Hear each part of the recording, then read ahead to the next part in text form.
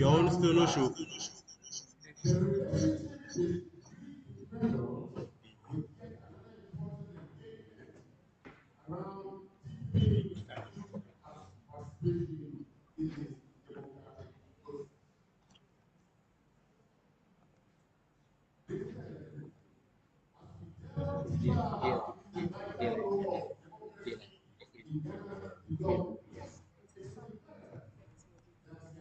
We are taking a different sound.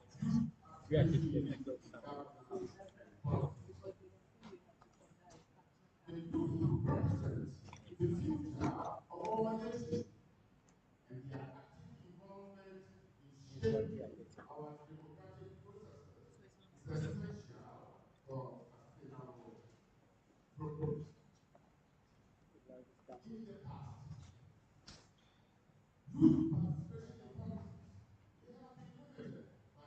It's not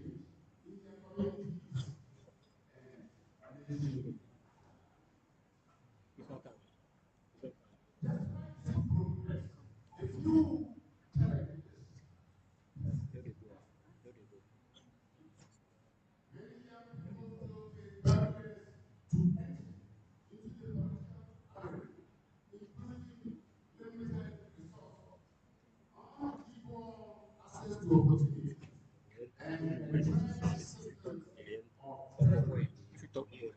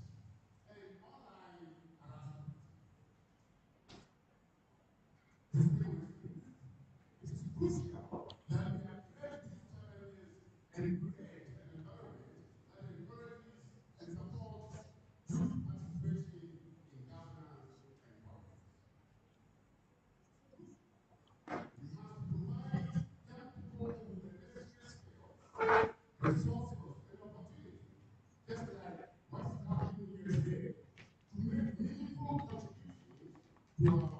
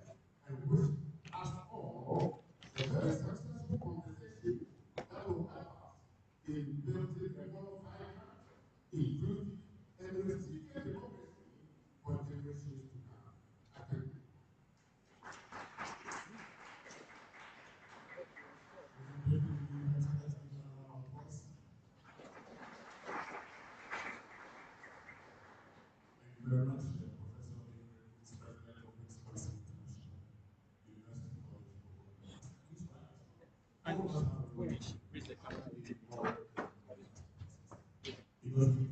set it up everything. The head is happy.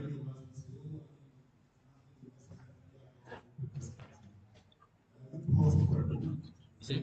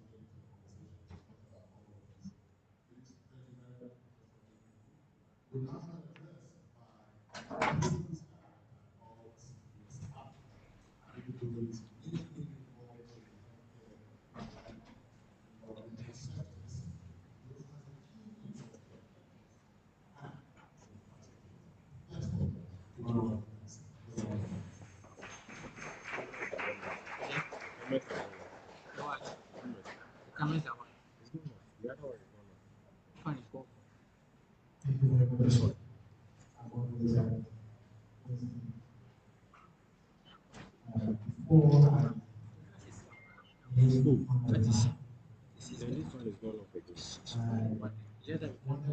No, it's gone off. See, it has.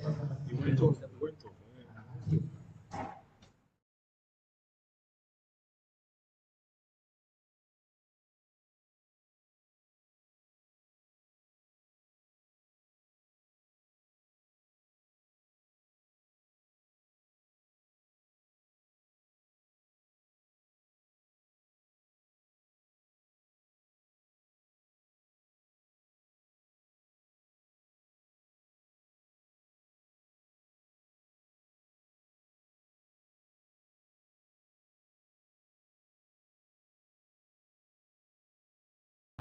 And that is by the way. Once again, I would like to say a good afternoon to all of you. And would like to begin my remarks by acknowledging our professor and president of Wisconsin International University, Professor Obing Miraku. Also, our chair of the board of this prestigious university. I know Dr. Gabega is not here, but also would like to acknowledge him as the head of the graduate school as well. And Professor Abeku Blankson, who is on his way to this forum today. And Professor Blankson is the board chair for CDS Africa. Also to our invited guests today, I would like to welcome all of you, and that on that note to say all protocol observed. It is with great pleasure and anticipation that I welcome you once again to the Youth Forum on deepening youth participation in the democratic process, organized by the Africa Center for Democracy and Socio-Economic Development, CDS Africa, and duly hosted by our prestigious university, the Wisconsin International University College. As the program's director, I am deeply honored to convene this gathering, which holds profound significance in our collective pursuit of a more inclusive and a vibrant democracy. As we embark on this forum, I am reminded of the timeless words of Charles Handy, who famously said, "Citizenship is a chance to make a difference to the place where you belong."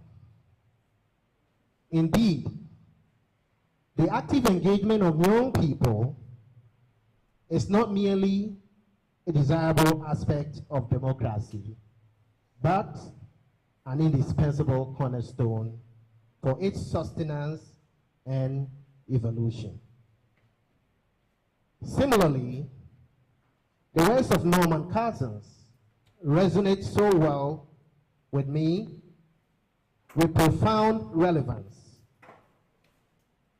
that in democracy, the individual enjoys not only the ultimate power, but carries the ultimate responsibility. We, today gathered here, are reminded by Norman's quote to exercise our right to vote and to participate in civic activities as young people. And as young people, you can directly influence decisions made by elected representatives and government officials. And in doing so, you are not only contributing to shaping policies and laws that affect your lives, but also hold those in power accountable for their actions. Therefore, our deliberations today are not merely about theoretical discourse.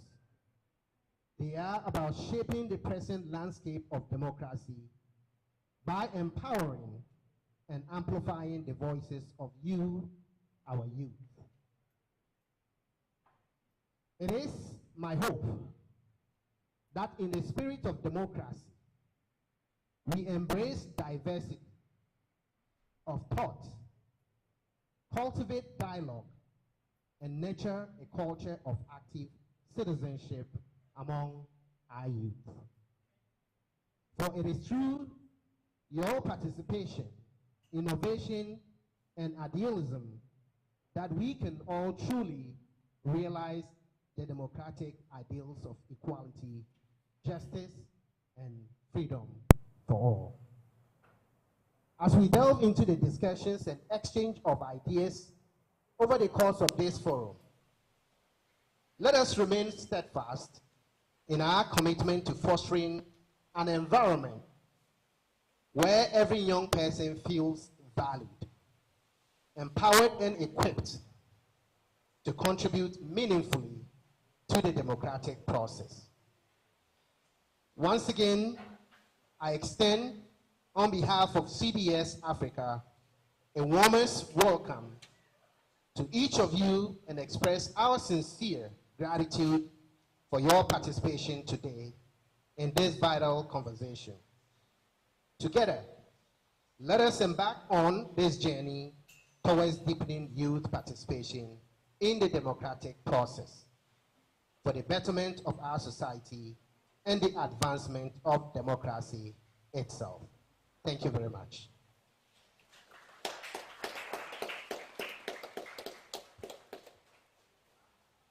Thank you very much, Emmanuel, and I can understand the frustration. Even for those of us who are tall, this is very high. So for those of you with presidential height, we can understand. Oh, what is wrong with having a presidential height? There's nothing wrong. I saw you shocked that I said he had a presidential height. Even if the president was here, he would laugh about that. He's not so concerned when you say he's not that tall. He himself appreciates that.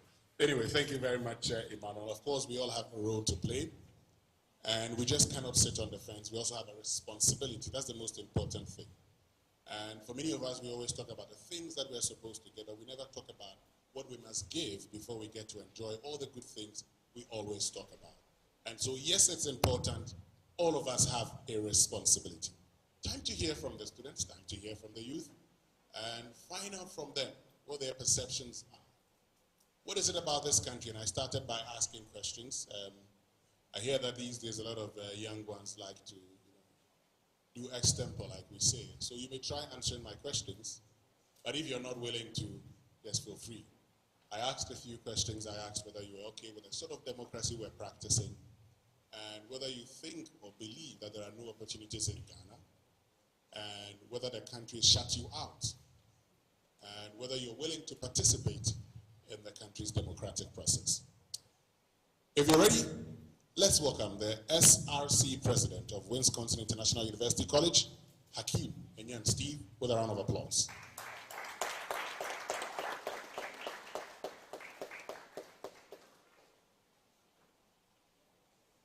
very much. Good afternoon.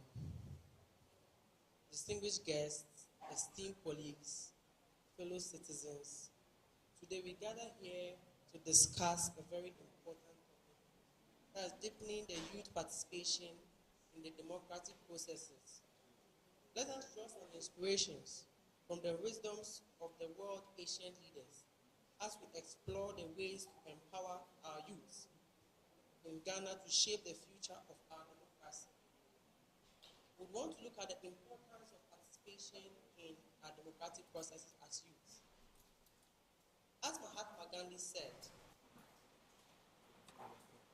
the future depends on today.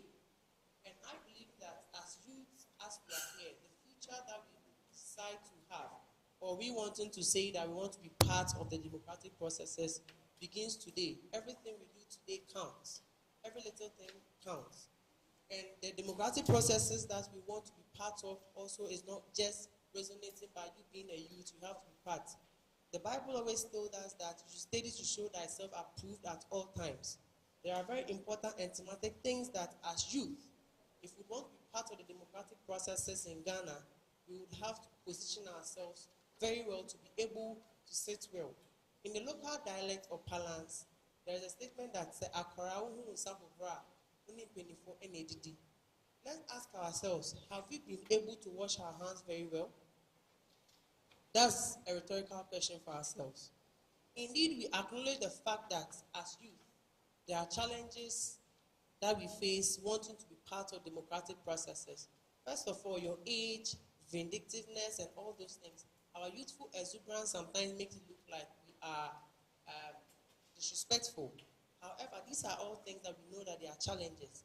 But how can we maneuver ourselves in this trying democracy that we have, or in this young democracy that we have, and we find ourselves? Now, to deepen the democracy that we have, I would want to first go to education. First, you have to educate yourself and empower yourself. Education in this particular instance comes in two folds. It's not only you getting the academic degrees, but let's ask ourselves, how many students are here who are interested in SRC activities on campus?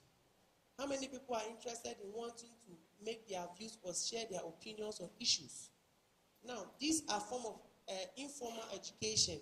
Our lecturers will let us know that we have an informal curriculum that we study. Now, we can draw inspiration from certain parliamentarians like Okujato Ablakwa, Haruna Idrisu, and the rest. They started as student leaders. Let's ask ourselves, even in our various classrooms, the positions that are being given to us, how best do we handle it? If they give you the small ones and you're unable to handle it very well, then you have just shot yourself. But if the little ones, you do it and you do it well, somebody will see you. So the Bible says that, let your light shine before men, and they shall see your good deeds and glorify your Father in heaven. Now, me being a student leader, I have seen a plethora of issues whereby students think that we are students and we are studying and we are going, irrespective of whatever happens, we don't care. If we want to be part of the deepening of the social democracy that we have, or the democracy in general, the question is that, how do we position ourselves? We should educate ourselves very well. Now, we should encourage mentorship. This goes to our seniors, or our senior citizens here, and then ourselves. The things that you will read in books will not be the same as experiences drawn from senior people. You would one day want to be a judge. You would one day want to be a politician. We have judges around who could give you the directive. And you feel that because you are just in school and everything will get it, that will not give you the particular pinnacle. In the ancient Greek, if they would want to choose somebody who would train people to go for war, they take people who have actually gone for war and have failed or have succeeded. Because somebody who has gone there will see their mistakes and you will learn from that and correct it. Let's ask ourselves as young people, how often do we want to draw ourselves closer to senior people to get inspiration from them? Our senior colleagues also, how many times or what are the conscious efforts have we made to bring people closer, that deliberately that I would want to mentor this particular person so that in my absence, this person takes part. The democracy we speak about is not only in the mainstream, but it starts from our faculties. When policies are being implemented, do we consult our course reps? Do we sometimes take some few course reps and then train them so that one day, if we are not there, they can take the position? The youth also, have we ever decided that we want to be like this person and we learn from his mistakes? If we want to sit at the table, this is the time. I wouldn't say that we are tomorrow's leaders. We are the tomorrow adults. Yes, indeed, as this our age, we have all the time to make mistakes. And we have the time for our seniors to correct us. But the question is that if you do not, I repeat, if you do not make the mistakes now, and you grow up and you are now going to make the mistake, and eventually maybe you become a member of parliament, and that's where you are going to make the mistake. Imagine the number of people that you are leading them to the ditch. Let us encourage ourselves to be mentored, and our seniors also, we plead with you to actually adapt some of us to mentor us. I also go to promote inclusivity. Indeed, as we are youth, there are certain ideas that comes in your mind or in this world of social media that our seniors may not have had ideas of. That doesn't mean that they don't have the knowledge. There is a statement in there's another in G that says, before answer akra nyansafono na yawo penikasia. I'm sorry, but what it means is that before they gave birth to a very intelligent young man, there was a foolish old man. You understand? So irrespective of how you think that you are well learned or well educated, indeed you have the views. But let us also try and find ways and means to inculcate our new generation ideas with the old ones. Just draw the fine tune. I hear youths now saying that let the grown-ups go and sit down and hand it over to us. Indeed, even in the most elite democracies like America, the old ones are still running for offices. However, I believe that the young man should also be given that particular opportunity. How old was Macron when he became the president of France? Let's ask ourselves, in Ghana, will it be very possible for 40 years to lead the country? Let us ask ourselves. Alexander the Great, how old was he? Let us ask even Augustus Caesar, how old was he? These were all people within their prime, between the ages of 35 to 40. So I believe that it is very possible. However, it depends on how we proceed ourselves. Now, we should harness technology. You see, we should be free from the monarchical mentality that we have. Making it, you see, we cannot do the old things and get new results. That's an honest truth. I'm sorry that I have to leave the speech and then let's speak to ourselves. We cannot do the old things and have new results. You would want to be a particular person. Or let's take ourselves as students that you're a student in school right now. You took a particular behavior last semester. You got C's. The new semester, you are actually repeating the same behavior. You will still get C's. So that also goes to our particular environment. You know that this thing could be done. Now you are sitting on the fence waiting for it to fail. If it fails, you are part of it. What betides a person in the Bible? If a bad person leads the country, they have a problem. There's no respect of anybody. But what I'm trying to say is that as youth, if you have ideas that you believe that should be shared for people to know, for people to be included, let us proceed it well. How often do we want to write, or how often do we want to make articles about issues? The time we spend on social media to comment on funny things. There are a lot of issues that happens in Ghana that we know. Now, if we ask the youth here that what is our GDP, we don't know. But if you ask what's the most trendy entertainment, we will know. These are things that we have to make a conscious effort to change it. Indeed, it is a program that we are all coming to learn.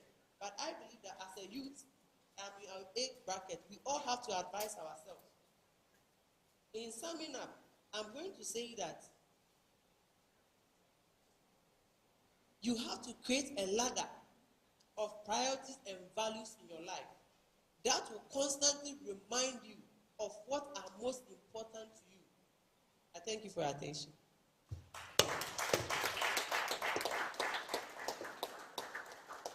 Thank you very much, SRC President Hakeem Enyan Steve. And he asked a very important question, even in the university, how many of you take part in the activities of the SRC?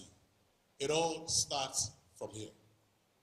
You must be concerned the kind of representation you have on campus and outside campus. Okay? So I know there are many of you who are a lot of you are very young. With the UN policy, when you talk about the youth, you're looking at up to 25. AU says up to 35. And so even if you're 35 years, you have 25 years to go on retirement. So ask the question, when you're on retirement, is this the kind of society you want to live in? Sometimes you actually must fight for a better old age and must also fight for a better society for the young ones who are coming. Think about it that way. Look, if we look around, we've seen people, we've seen older people. And I know there are many of you who say, oh, they didn't live a good life. But how about the systems in this country? How do you ensure that those who take these decisions consider your thoughts? You only can get it when you, and I tell you one thing, if all of you should decide, for instance, and this is an election year, if the students of 3 or 4 universities come out with a youth manifesto and ask political parties to include them in their manifesto, they will. But you don't end there. After it's been included in the manifesto, you demand that those policies and programs be implemented. It is that simple. Even the things that are not so necessary, they're implementing them. How much more? The things that are necessary. Let's give another round of applause.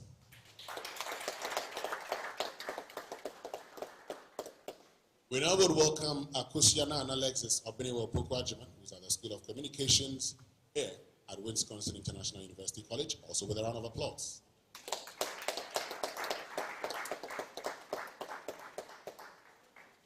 Thank you very much. Good afternoon to everybody. And I would want to use this opportunity to wish every woman here a happy International Women's Day. The conversation today centered around democracy brings me to the job that I do as a brand consultant and a human developer.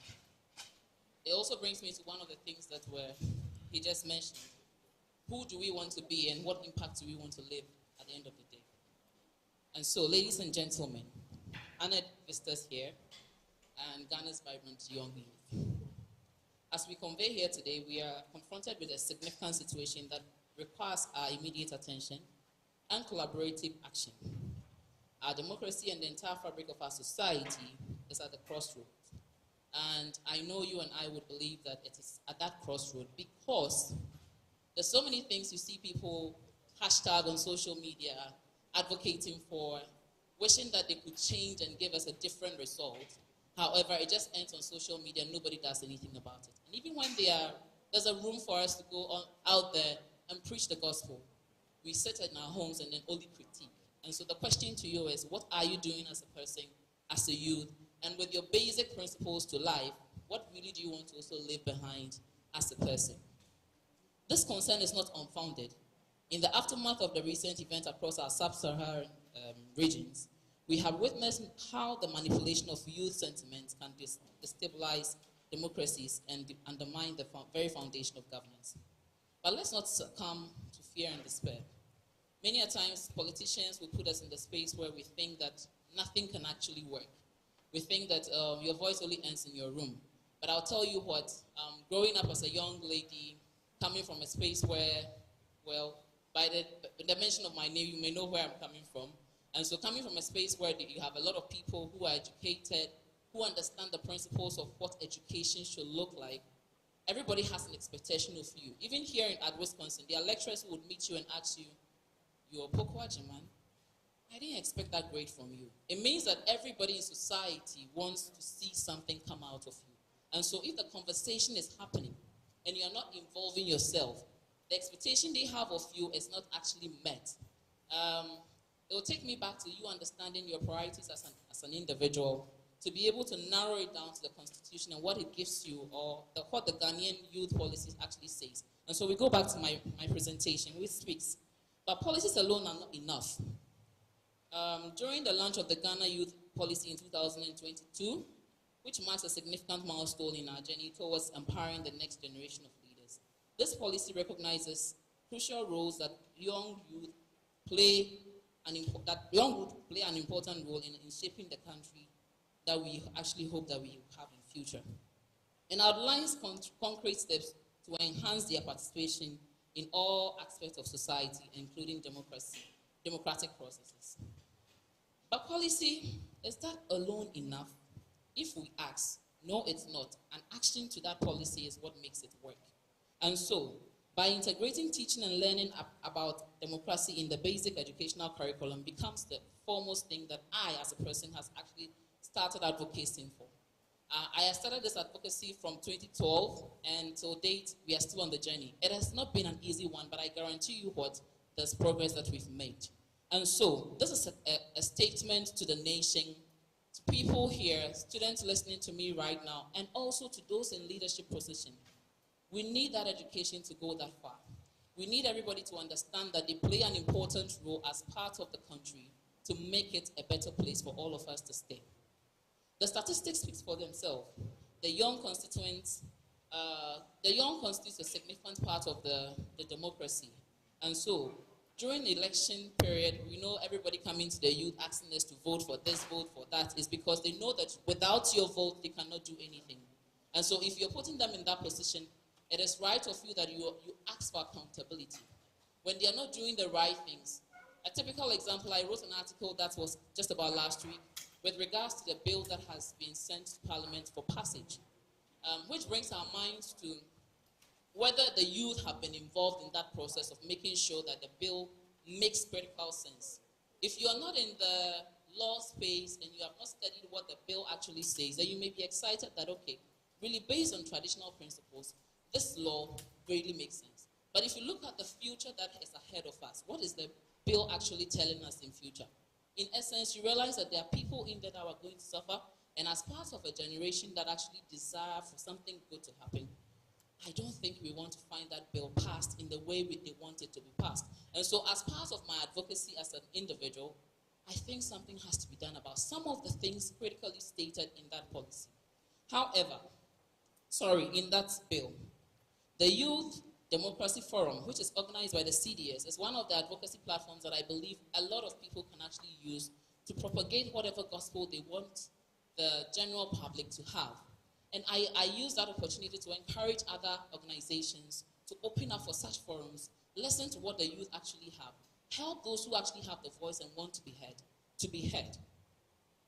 We must also draw inspiration from the African Charter on Youth and Democracy, a groundbreaking document that reaffirms the right of young people to participate fully in the democratic process. This charter reminds us that democracy is not just a political system, it's a fundamental human right that must be protected and preserved for future generations.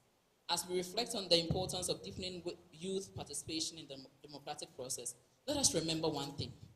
The words of Nelson Mandela, which says, I quote, "Young people are capable when they are aroused, of bringing down the towers of oppression and raising the banners of freedom," unquote.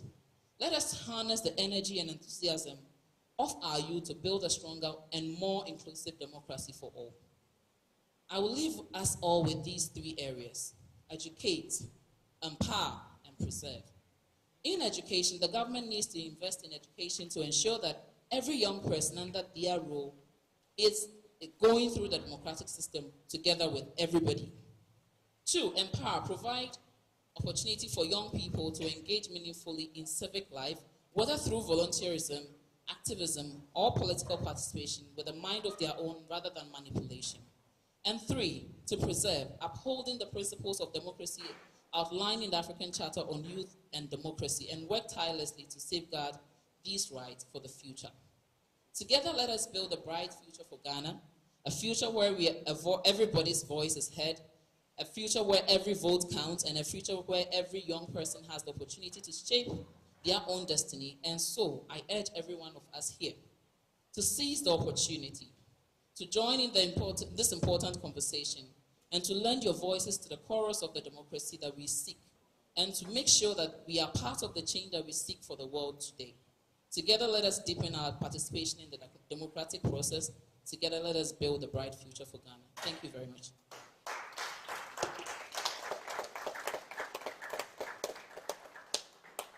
Thank you very, very much. So we have a lot of things to do together, right? I can't hear you, right? Good. I'm happy that you agree that we have a lot of things to do. But most importantly, you, because like one of my bosses said, there are some of us in the waiting room. You know the waiting room? You're waiting for God to call you. But for many of you, you have long years ahead of you. And it's the reason we are with you.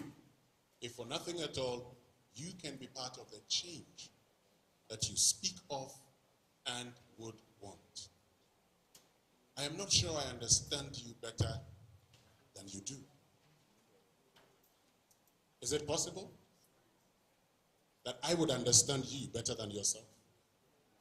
You know yourself better than I would do. So why don't you get involved in being able to discuss and plan for the future that you need? At this juncture, would invite a man who's no stranger to many of you. If you are involved in political discussions like I am every morning when I sit on radio on Joy FM, he is the head of the Political Science Department at the University of Ghana. Let's welcome Professor Seydou Alidou to give us the keynote address with a round of applause.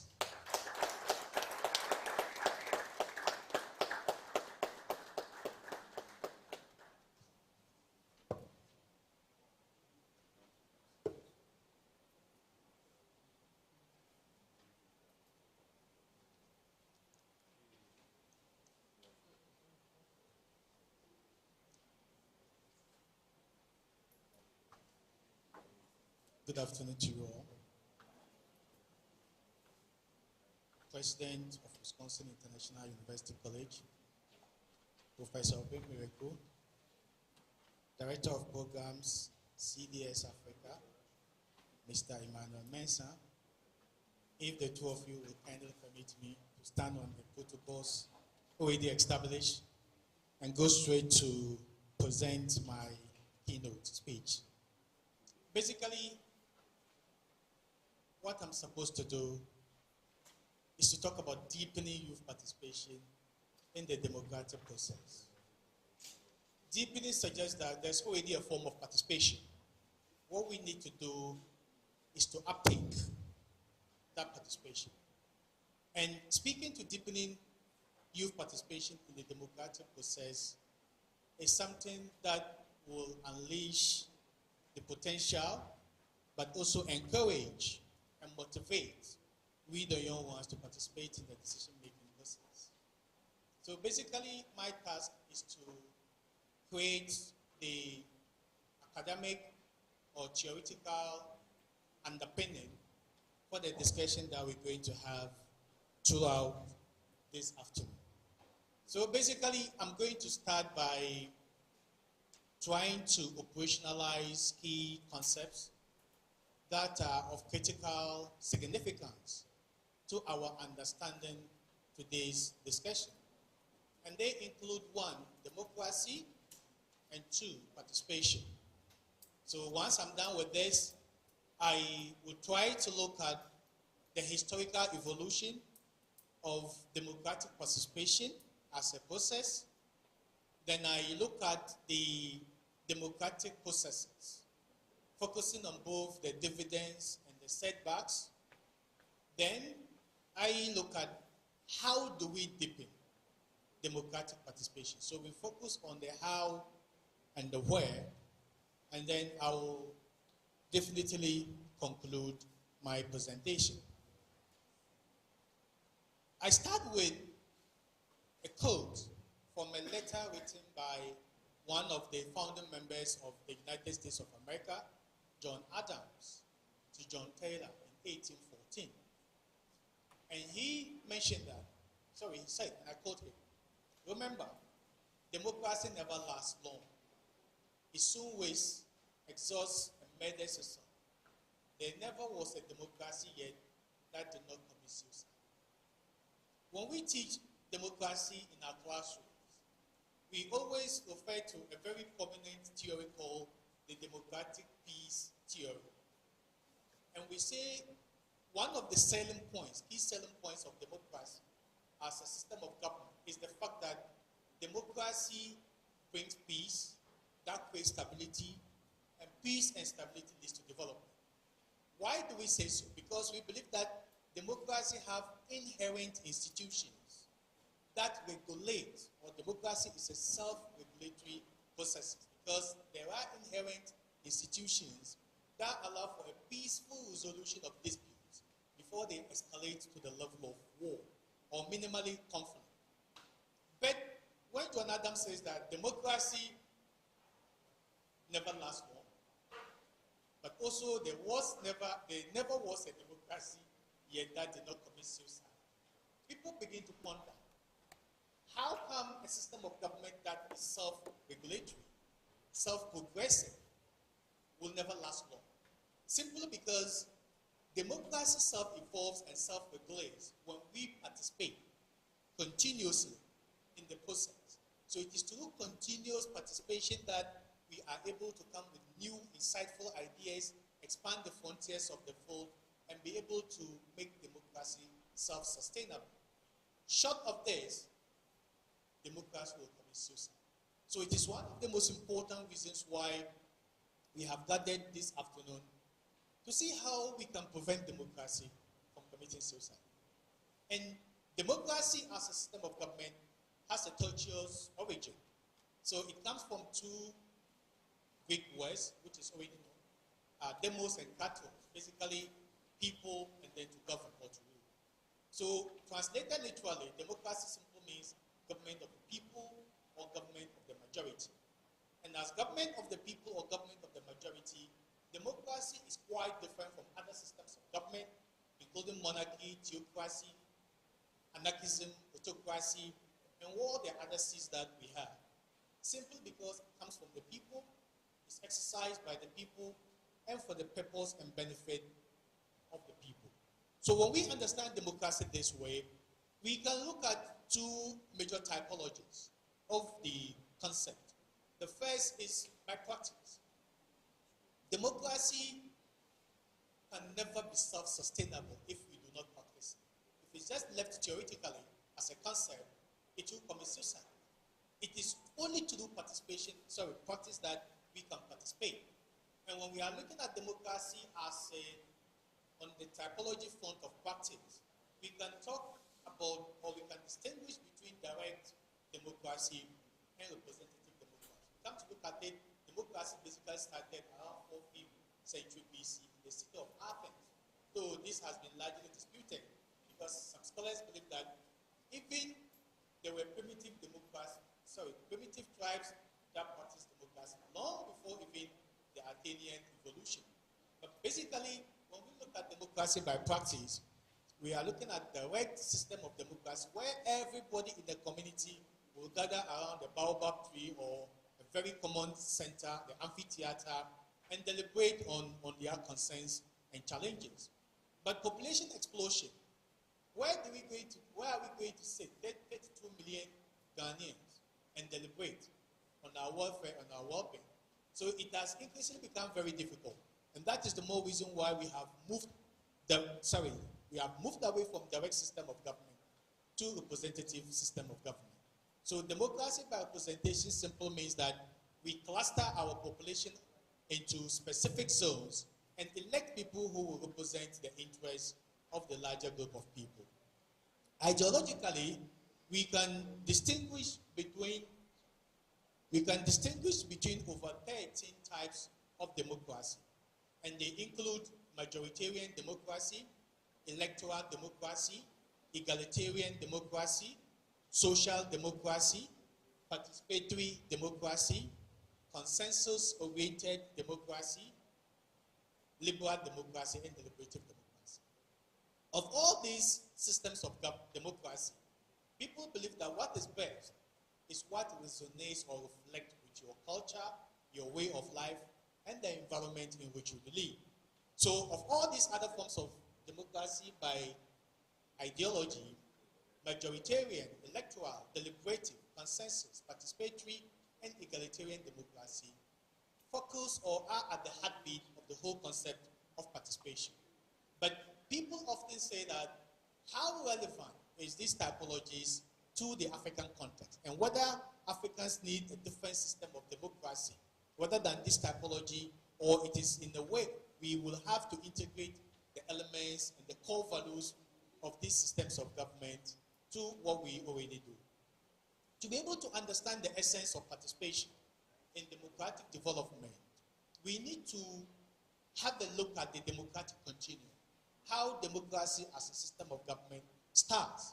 So basically, a regime is technically non-democratic if you do not allow citizens to participate in the decision-making process. So when you pick a non-democratic regime, the basic feature of non-democratic regime is no participation.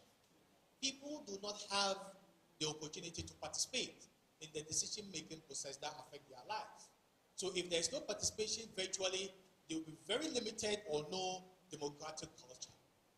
But when you move a little bit from a non-democratic regime to the first step in democratic processes, which we call conflicted democracy, the difference, the outstanding difference between a non-democratic regime and a conflicted democracy is what? Limited participation. Either once every 4 years or 5 years you go and vote, or once in a specific period that people participate. So in a conflicted democracy, the difference is that the people have the power to determine who governs them. No matter how flawed, no matter how reckless, no matter how evil that process is, at least the people have a say. And it's not just about the participation, but there's also a little bit of the development of democratic culture and democratic ethics. But it's called conflicted because you still have the vestiges of the non-democratic regime featuring strongly in the conflicted democracy. So, for example, when we moved from, I'll give this example, but it's too political. The idea is that when we move from a non-democratic regime to a conflicted democracy, you still have the remnants, the evils, some of the undemocratic practices still surfacing strongly in the conflicted democracy. But the difference is that people still have the power to determine who leads them. But when we move a little bit away to what we call the paradigmatic democracy, it is now a serious paradigm shift. It is called paradigmatic because in the second instance, that is the conflicted democracy, the international community still applaud you, they still encourage you because you are learning to walk. If you've given birth to a child and then the child makes a very bold step to walk and then falls down, you encourage him, say, oh, come on, you can do it. Sometimes every stand in front of him and say, come and collect. You are encouraging him to walk. He will fall down, you still encourage him. So when you move from a non-democratic regime to a conflicted democracy by allowing more participation, the international community still encourages you to overcome your pitfalls and your challenges and to master the art of what? Democratic governance. But when you move from that level to paradigmatic democracy, it's no longer just about participation and elections. It's more about what? Expanded regular democratic ethos and values. So you have to allow for the respect of media freedom, press freedom, fundamental human rights, and all those things that make democracy tick. Respect and creating enabling environment for CSOs to be able to operate. And when you make a mistake and you don't implement or you don't enforce these particular principles, it will come with punishment. They could impose sanctions on you, they could openly condemn or rebuke you, and they could find a way to put you in shame. So largely, when we move away from the pragmatic, the last form of democratic development in the continuum is what we call consolidation. And every country strives to consolidate. So every day you hear this word, we want to consolidate our democracy, we are moving towards consolidation. What does that mean?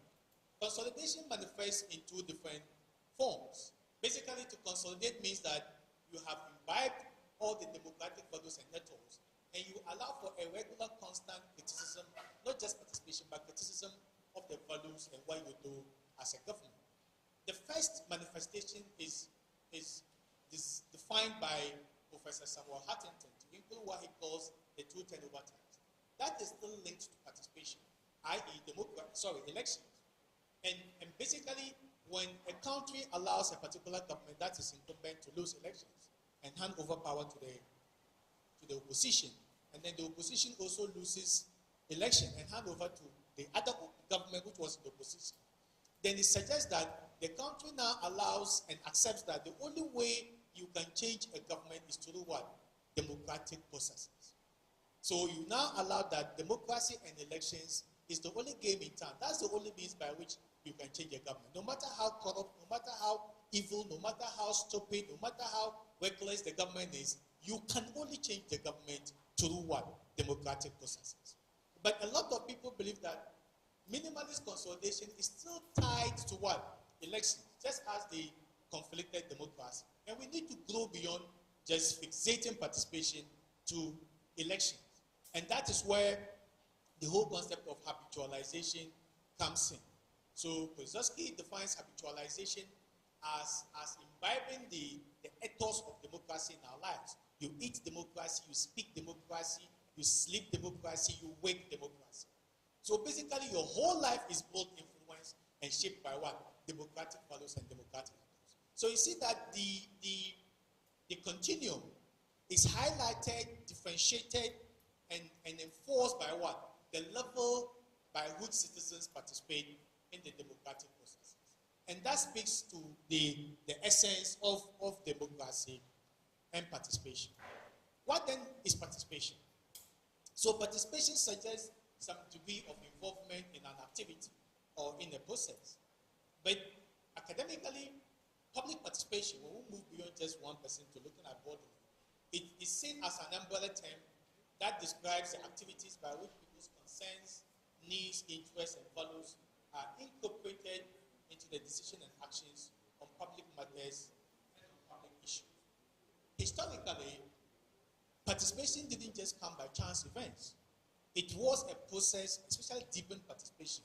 It was a process that was well fought for, guarded, and people lost their lives in the process. But the history of direct participation in democratic and governance process is not the same. Historically, it varied from one particular civilization to another and across time periods in parts of the world. But in terms of documentary, the Athenian ecclesia is the first written record of direct citizens' participation and engagement in the democratic process. And largely, it was open to female citizens who were at least 18 years old and had at least 2 years of military service. It also served as a popular assembly point for the entrenchment of Athenian democracy, allowing citizens to speak their minds, seek consensus, and make legislative and foreign policy decisions largely governed by majority interest. But the Athenian democracy is not the first type of democracy or the first act of practice of democracy in the world. If you go back to the literature, people mention that there were tribal democracies or campfire democracies, or what we call now the baobab or under the baobab tree democracy, largely practiced by hunter-gatherer societies in Africa. But if you go to Middle East around the 3rd millennium, there were also evidence of democratic participation by citizens and what basically Robinson referred to as the primitive democracies, by making decisions and advising the king who governed in that particular part of the world. And it's the same thing if you travel at the Syrophoenician cities far away, Phoenicia. There were a lot of citizens' attempts and effort to participate in the decision-making process. So, and it was also the same in India and the same across the world. So there have been serious documented history of participation in the democratic process, especially in the decision-making processes that affects people's life. So when you look at all this history of participation, it tells us one particular thing, that it was not just it was prevalent, but not just a chance event. It was not a very easy thing to come by. In most of the cases that we look at, there was some form of limitations or caps. Either you have to be 18 years, so there was an age cap, 18 years or more. There was a kind of military service or a distinctive cap. citizenship. You need to be a citizen of that particular country, especially in Athenian Greece. There was also gender. To some extent, women were not even allowed to participate. And to some extent, wealth. If you do not have money, you do not pay tax, definitely it becomes very difficult for you to participate. But when we look at it these days, it looks like it is a very free thing to do. We have more opportunity and avenues to participate than it used to be in the past. If we accept participation in this way, then we need to disabuse general assumptions and beliefs that people have about participation that reduces their ability to participate. And the first assumption is that participation is and should be led by government. In reality, participation is sometimes government-led, but can also be organized by civil society organizations like CDS Africa is doing, thought leaders, and regular citizens can create the opportunity for people to participate in the decision-making process. The second assumption that discourages people from participating is the fact that they believe participation is and should be periodic and temporary. Yes, some participation opportunities are one-off events, but there are many others that are regular, that are conventionally, and that are repeatedly governed by or guaranteed by law. The third assumption is that citizens do not want to actively participate in the work of government. And we always believe that the youth don't want to participate. When you give them opportunity, they don't want to participate. Honestly, citizens are increasingly expressing more desire to engage in public problem solving and have more capacities and skills to do so. Lastly, citizens do not understand their individual needs and interests and are likely to give undue weight to personal rather than public concerns when they are given the opportunity to participate. But in reality, participation can provide citizens with the information they need to assess their own needs and interests, as well as the needs and interests of others. And in doing so, citizens can become more aware of and open to broader participation concerns. So what are the levels of participation? We can actually look at several levels of participation. So through the public participation process, we can distinguish between indirect participation, that is largely through the act of voting, through the act of campaign contribution and donations, and giving advice and consultancies. But when we look at the direct participation, we can distinguish between three types: the thick, thin, and then the conventional. The thick participation is a judged thing because it allows for broader participation of people, usually chunked into silos or groups or committees. So you have a whole lot of people. So the work of parliament is a very good example of thick participation. Out of the 32 million Ghanaians, we elect 275 members of parliament that are further divided into committees within parliament to work in specific areas. So that is how the thick participation occurs. But the thick participation is usually individualistic. People writing comments on social media, people writing petitions, people signing petitions, people doing one-man demonstration, hunger strike, and all those. There are level of participations, but it's thick because it doesn't carry so much weight and doesn't allow for deepened broader participation. The conventional participations that are usually guaranteed by law, they are conventions. So, for example, maybe every 4 years we vote. So it's a convention. If there's a year that we don't hold elections, you see how the opposition will come after the EC. So those are regular time periods. Or maybe if you are head of department, maybe every semester, the beginning of the semester and the end of semester, you hold departmental meetings. If you are VC, maybe one convocation or two convocations every act. So those are conventional. And if you don't do it, the people you will lead will take you on. So it is something that is guaranteed by law. And that's why people think that it is not so much of a deepened level. But even if we can distinguish between thick and thin, how do we measure the influence of our participation? And basically, Sherry Einstein provided what we call the ladder of participation to help measure the influence and the impact that our participation can have on the decision-making process. People don't want to participate because they say, oh, even if you do it, they won't mind you. Or if you say, what will be the influence, they won't mind you. is because of the level at which you are participating. So when you look at the level of participation, Einstein distinguishes between 8 levels of participation. Out of the 8, it is subdivided into 3 levels of influence. So the first level of influence is what she calls non-participation. So when you are being manipulated, people just set up an environment. Usually, you see it more with this our development NGOs. So there's something, they'll come and assemble people, take very nice pictures, and then all the things you say, nothing will reflect in their report, just for picture opportunity to get more grants. So therapy is just consoling you by assuring you that all your needs will be met if you do ABC, but that will never be met. So basically, if you are participating at the first 2 levels, you are technically not participating. But the third 3 levels are a form of participation. But Einstein calls it is tokenistic. It's just a token. It's a deception. So when people come and inform you what they're going to do for you, your MP said this one I'm going to do for you. Your assembly member said this one I'm going to do for you. So that is good. We are willing to support you. So let us know. Then he goes. He doesn't come back again. Yes, you have at least a fair idea that this is going to be done, but it will never be done. Consultation, they consult you without even asking for your input, or even when you provide the input, it doesn't show strongly in the decision that is later made. And then placations, all those constitute the second level of participation by influence called tokenism.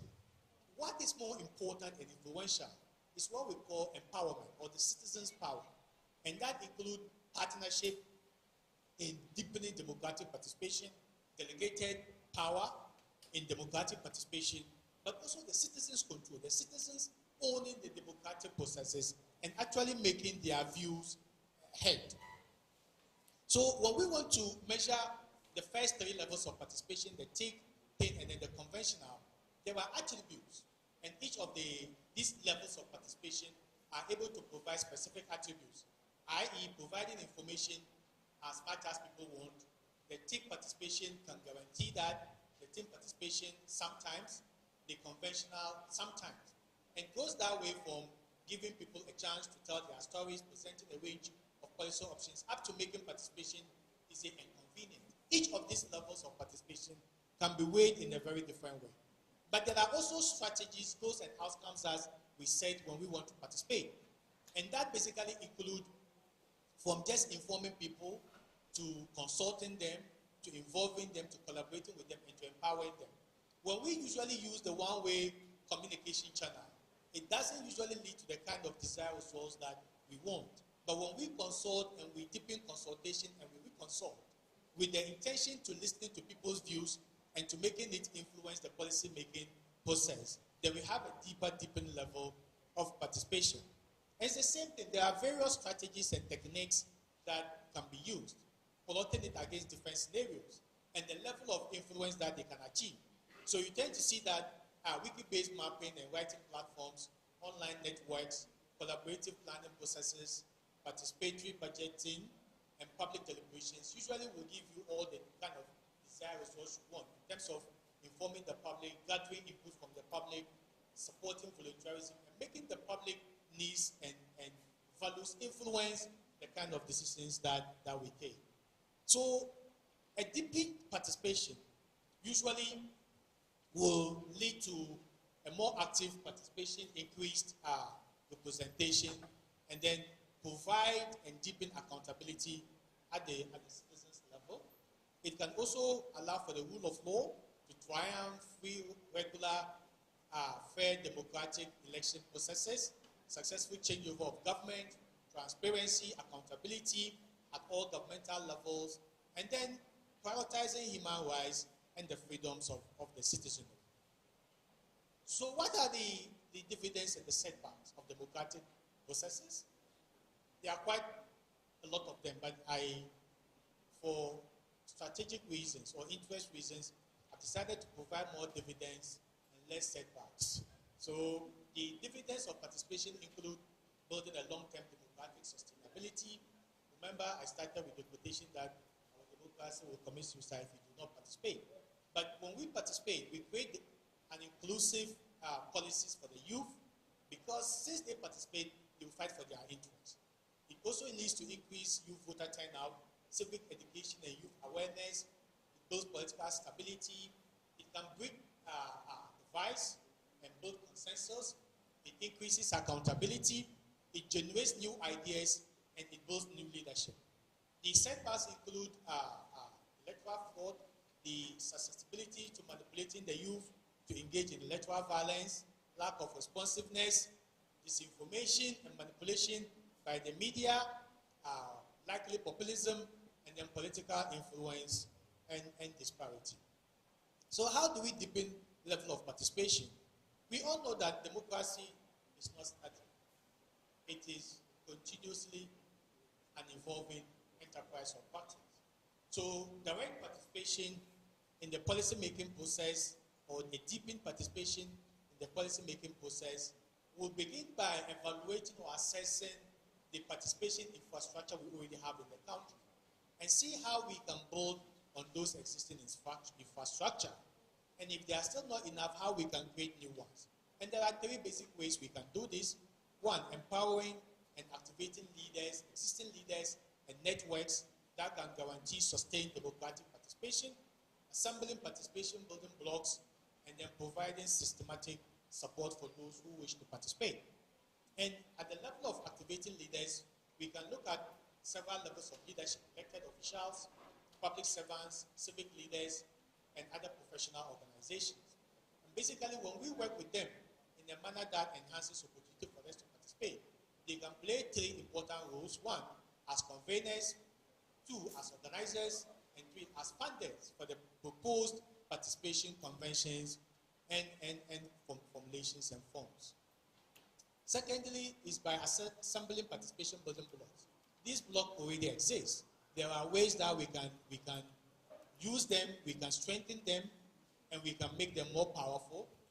Last but not the least is providing systematic support. When people come out to participate, we have to support them, we have to encourage them, provide incentives for leaders who champion democratic participation, create opportunity to empowerment so that people will understand what participation is and the essence of participation to be able to participate, provide adequate financial and other resources to encourage and sustain participation, and then design clear policies and procedures that will create opportunity for sustained participation. Over time, we are able to create reliable evaluation and benchmarks to be able to measure our participation. So largely, in conclusion, I will say that the youth are the future of mankind, just as they are the mainstay of the youth are the future of mankind, just as they are the mainstay of the present. And it's not easy to participate in the decision-making process now than as in yesteryears, and we need to seize the opportunity as youth to be able to participate and influence the decision-making process. And I do believe that this event is the beginning of the process for advancing the right of the youth to do deeper participation. Thank you so much.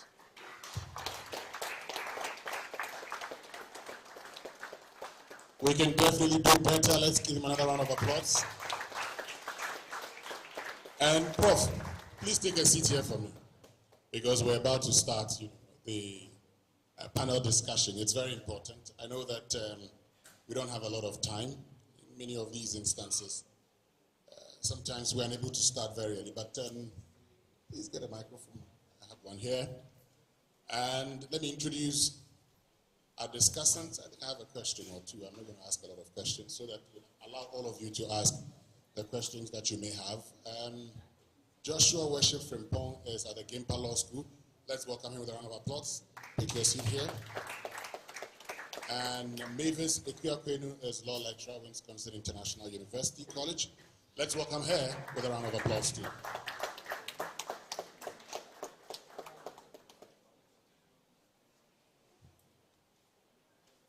I am interested in that conversation, but that's fun.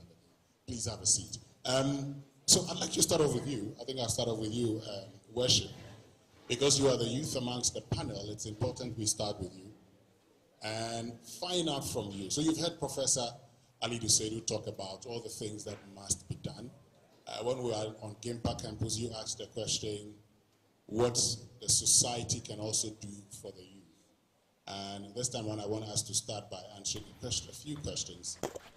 What is preventing the youth from deeply participating participating in our democratic process? And please pick the microphone and tell me so we can get answers to it and then we move. Yes. It's been 10 already, yes. Right. I've asked you a simple question, Worship. What is preventing the youth from deeply participating in our democratic process? Okay. I hope all of you are lively. Right. I noticed that I fell asleep during the session, and I was a bit worried, only for me to turn to see that the cameraman had also joined as well. So, we're all on the same page. But to answer your question, I think the Prof doesn't like to hear that answer all the time. But I would say it, and I would say it emphatically, that an enabling environment is very important for young people to thrive. And when I say an enabling environment, I am literally talking about an environment that encourages young people and helps them to explore beyond tradition. Because for you to be able to essentially, I'm a farmer, so I often would want to use as an example. If you don't do the right things, if you don't plant properly, you're definitely not going to get a good yield. But more importantly, if the land you're using is very bad, it goes to the root case, to the root cause of the problem that we identify. And so I think that many young people in the country have enough that they could give, or they can give. But if the supporting environment is not there, it becomes a problem. For example, a number of my colleagues that have left the country are doing very well outside. A number of them are doing quite well. In fact, they don't even have to exert much more pressure than they are doing here. A little bit, the system is quite good, and then it pushes them to do well.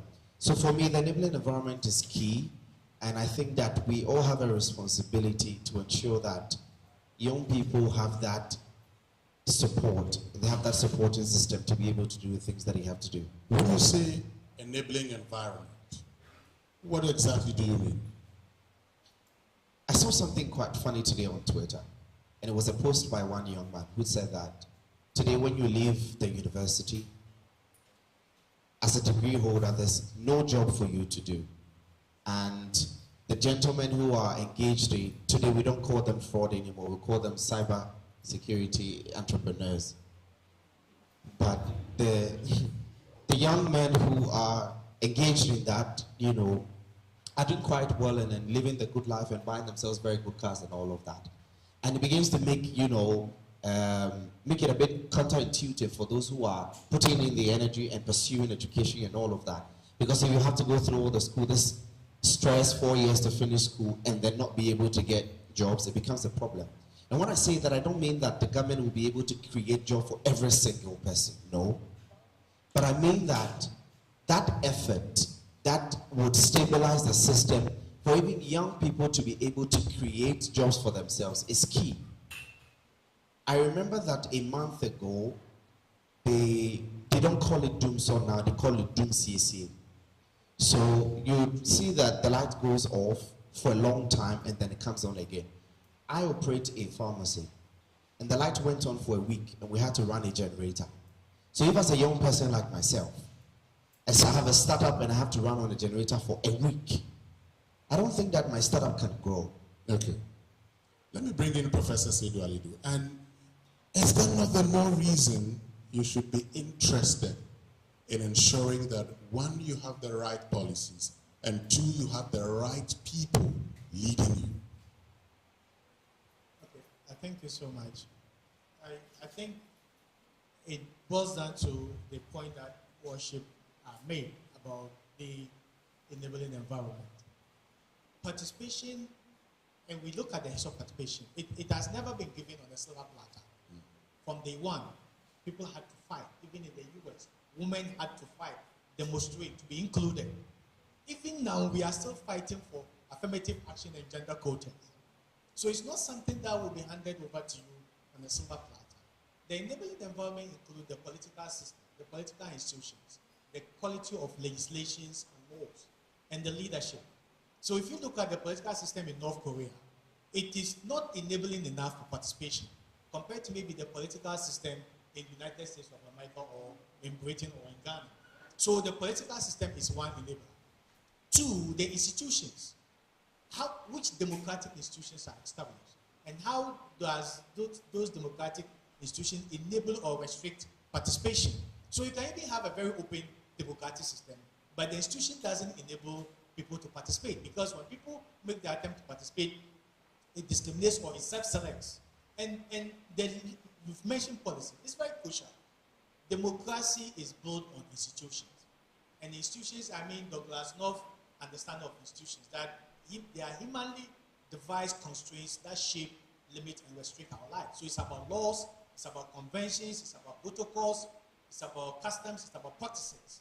Basically, those institutions provide the opportunity for people to participate. And our participation is guided and enabled by the same institutions. So the 1992 Constitution, for example, creates an enabling environment for people to participate. And even where your rights are limited or restricted, there's an opportunity for you to fight for it through democratic means. But also the people who lead us, as you mentioned, wisdom, leadership is key in everything.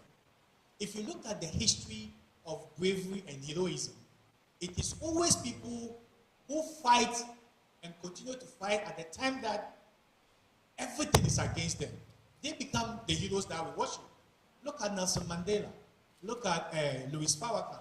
Look at Kwame Nkrumah. And all those people that we celebrate these days. If they were to say, oh, the system is not enabling, they are crashing me, they are doing this, nobody will have celebrated Mandela. Nobody will have celebrated Louis Farrakhan. Nobody will have celebrated the Dalai Lama and all the big people. So it is when even it gets tough that you insist on your right to participate. And that is when you make history. So I think that the people that we elect to lead the way should create an opportunity for us to be able to participate and hold them to account. Anything anything short of this, then we have the opportunity to be able to take them home. And it is also very important because wisdom, leadership is very key. Basically, if you are a leader and you are not selfless, you are creating a huge vacuum. So Miles Monroe mentions that a successful leadership without a successor is a complete failure. So when you are given the opportunity to lead, you create an avenue and empower those that you are leading, to the extent that when you are no longer there, they can fill the vacuum, step in your shoes, and continue from where you ended. So both policies and leadership are very critical components to creating an enabling environment for citizens to be able to participate. Great. Let me get to Mavis on this. I mean, have we shut out opportunities on the youth? Is it that as a nation we have made it too difficult for them? Or maybe they want a soft life that we are unable to provide? Wonderful question. Have we made it soft for the youth or difficult? It's a difficult answer. But I would say, in fact, everything about the youth in this country must always be enjoyed with a little bit of a struggle compared to other jurisdictions. Ours come with a little bit of a struggle. Talking about even participating in politics, to employment, to education. We have so many barriers affecting the participation of our youth. I'm also a youth. I remember getting the opportunity to even study abroad for my master's in law. I observed that the environment which shaped me affected me greatly in terms of language. English is our national language. Finding myself outside, I realized I had a lot to learn. Understanding the same language that was used in the US for my master's program. It took time for me to adjust. Then again, self-confidence on our part as youth is also questionable. From the time we are born into our various communities, the training that we get, all affect who we are in terms of our confidence, being able to even come out to speak or express freely. It's all a problem. Being a lecturer of law, getting the opportunity to read the Constitution, I was amazed to see or learn about the steps that were adopted or exhausted before we adopted for ourselves the 1992 Constitution. When you read the preamble, the very first important constitutional provisions, Article 1 and 2, you observe that when they talk about the sovereignty of Ghana, it talks about the people, it resides in the people. That is you and I. Everyone, including the youth, occupy a very important position when it comes to the 1990 Constitution.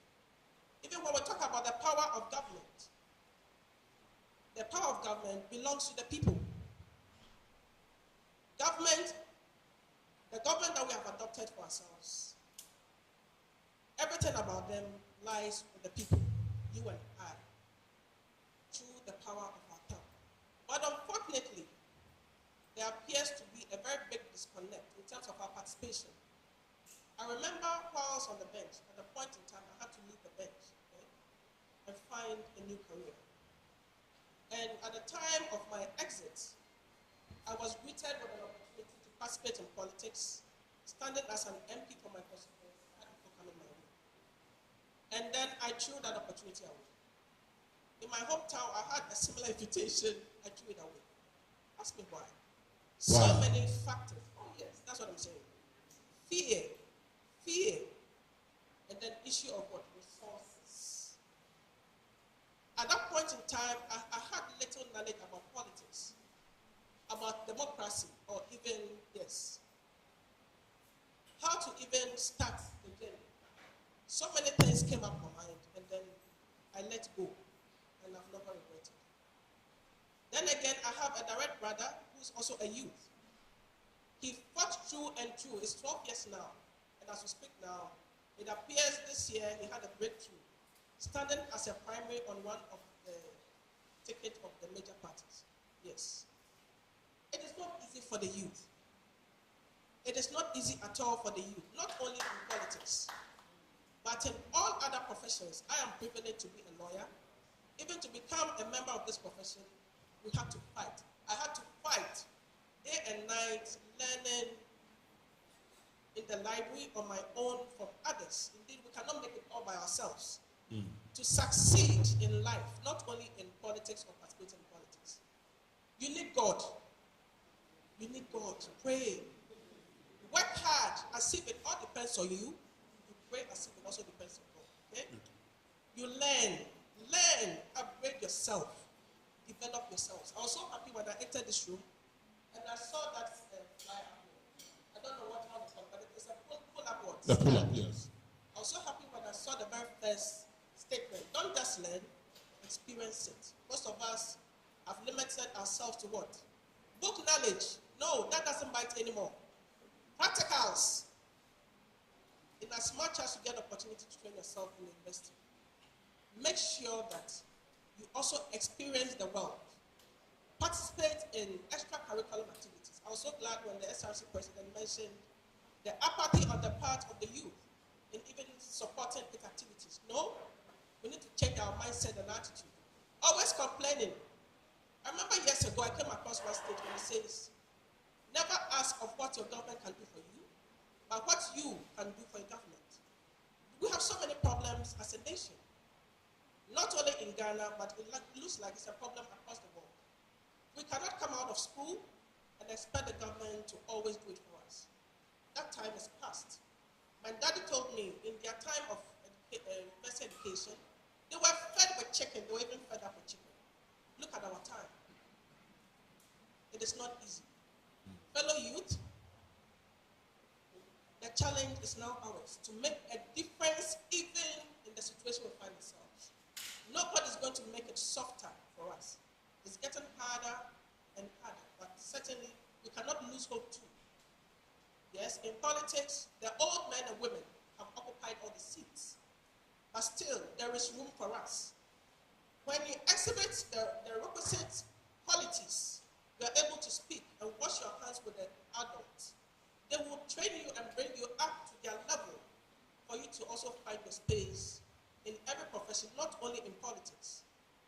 When it's time for elections, a lot of people have sunk so low in terms of apathy, not wanting to even to participate in common election.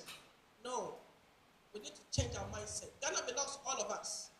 If you've never read the Constitution, I urge you from today, take a copy, take time, read the Constitution, not everything. Look for the preamble, Article 1, 2, 3, and probably the provisions on citizens. Know your rights. Learn about it. Don't only limit yourself to the radio news broadcast or TV. Learn, develop yourself. And I believe all the inhibiting factors, fear, lack of support, issue of poverty, low self-esteem, gradually will be a thing of the past. Okay, thank you very much. And I want to hear from a lot of you, so I'm going to be opening the floor. You've heard from our discussants make the point, and as somebody who sits on radio and hosts the morning show, I engage with the politicians all the time. And if there's one thing I can say, I know that a lot of them would want to train younger people to take over from them. After all, one of the things the politician loves is that in his retirement, he's able to call you my boy. This is my boy, so these are my boys, these are my boys. They like that. So they always would want to train people. But of course, you must just not get into politics just to serve somebody's interest. You must be serving a national interest. Politics, people say, is about interest. But, you know, your lecturer has talked about going to the United States to do her master's. And if you travel outside the country, as much as you may hate what others do, I say, whatever you see in a foreign land that you appreciate, think about how you can get same in your country for others to enjoy. Don't stay there and enjoy it. Come here, join the fight so that all can enjoy it. Yes, it will be difficult, but I'm sure that at the point when you look back, you'll be a happy man or a happy woman. Okay, the floor is open now for questions. I'll get back to the discussion so we wrap it up nicely. If you have a question, just show by hand. Tell me the institution you're representing, because I'm told there are other institutions here. And then you're giving a chance to ask your question. Can we please get a microphone to them? Or I probably should hand over my microphone. Do you have another microphone? Do we? Okay, let's get a microphone. And we'll start off from here. The fair gentleman here would have three questions, and then we get to the discussants to address the questions. So you can tell us your suggestions, your comments, and if you have questions. I'd want to hear more of your suggestions and comments, okay? Yes. All right, thank you. I am Dion Prosper Akoto, the Speaker of Parliament for this noble university. In your various speeches, you made mention of the fact that, and you, the moderator, asked whether the door has been shut on the youth, you know, or whether or not we've been given the opportunity, or things have been made easier for us. I want to take it from this angle. If we want to get involved, we have to get involved properly. There are a lot of people who have interest to get involved with governance or governmental activity or leadership roles, even in our localities, even starting from our various schools. But it looks like there is some sort of technical knockout when it comes to the youth in participating. For example, the immediate past assembly member elections, the amount of money you will need before you can take part in this, and whether or not you're going to win or not, we do not know. The question is, how many people are willing? How many of us who are willing will be able to take part in it? Some of my colleagues who contested had to spend between 12,000 and 40,000, and majority of them lost. Oh. Yes, because someone is spending more than you are doing, and you go to the people and they tell you you are nowhere closer. So you see, and then we'll talk of, you know, starting a political career or joining the political parties. How much do we need? Should any of us here, including our honorable president, assuming he wants to contest for even the MPship now, how much does he need?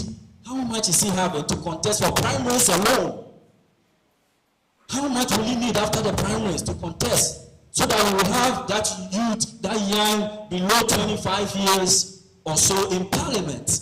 It is so difficult. Okay. So it looks more like there are certain category of people that can, move up there. Let's make it brief so that others can also, contribute. Yeah, so I know you're a Speaker of Parliament, so you can yes, talk for hours. that is one. Another is the fact that the youth, there's lack of job, which the panelists have talked about it.